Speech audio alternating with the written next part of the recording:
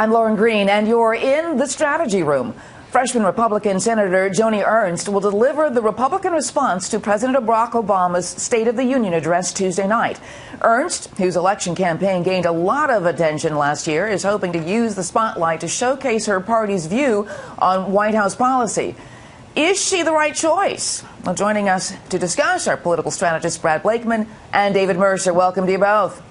Thank you. Good to be with you. So, Brad, what do you think of Ernst being chosen? I think she's a great choice. Look, she's one of the reasons why the Republicans took back the U.S. Senate. She was a great legislator in her state. She's a war veteran, common sense, great charisma, and she's feisty. And I think she is exactly what the doctor ordered to push back against what the president is going to lay out for the American people, and a good contrast. So is she a great choice? You bet. Is she the best choice? I got to agree. All right. Well, David, what do you think? Well, I trust she's a good person. Also, being a woman and a former Iraqi war veteran, she fits a good profile in trying to communicate to young voters and women voters. But, this goes beyond the messenger. It's what is going to be the message. And we heard from Senator McConnell, or Majority Leader to be McConnell, that she is there to discuss the concerns of the middle class. And I'm not sure, I think that's going to be a tough act to perform in talking about, we're for the American worker, but we're against their collective bargaining rights. Or we're for the middle class worker, but we want to keep the minimum wage at $7.20 instead of giving an increase in that wage so that it could be a livable wage. Or that we're against Obama, but we do like his 5% GDP growth and 300,000 jobs being created a month. That could be a mixed message, and she's got to be careful about that. Whether she sets a new course and messaging for them is going to be what we look for in her address on Tuesday. Yeah, so Brad, so what are some of the key issues the GOP is looking to attack Obama on? Well, the failure of Obamacare. Clearly, the American people have been groomed, and they were duped.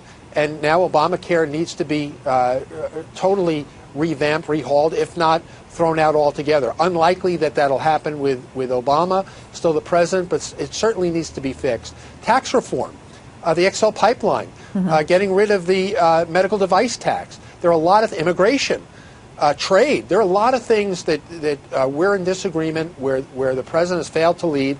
And I think the senator is going to lay out a good contrast to what the president is going to talk about, picking up his pen and his phone and lecturing the people in Congress when there are three branches of government, not one branch that's superior to the other. And I think this is the kind of message that Americans want to hear, is we're going to stop the gridlock in Washington if the president is willing to meet us halfway. All right, well, but David, now some might say there is a curse giving the State of the Union response. What's your take?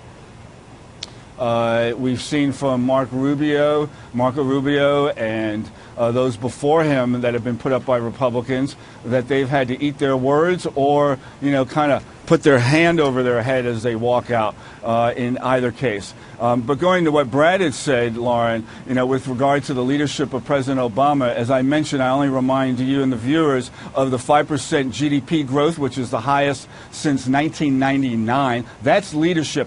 On top of and in the face of all the obstruction by Republicans. So Republicans are going to have to come up with something they're for, as Karl Rove has warned the American people and the Republican Party, and not what they're against. And if you're going to lament about health care, which has provided access to millions, if not 8 million to 10 million people, then you need to have an alternative. And we, to this day, sitting on this set, have not heard from the Republicans about any alternative to the affordable we've told care. you our Brad, I'm going to let you have the last word here. I'm going to let you have the last word. We told you about our alternatives. The problem is you don't like them, and you don't want to hear them, and you'd rather pick up the pen and the phone. Tell the people now, Brad, what the alternative right now, is. What's the alternative? Here's the alternative. Let insurance be sold across state lines in all 50 states. Let small businesses get together with others and create pools of insurance. How about then put it on the desk of the president and let him sign it?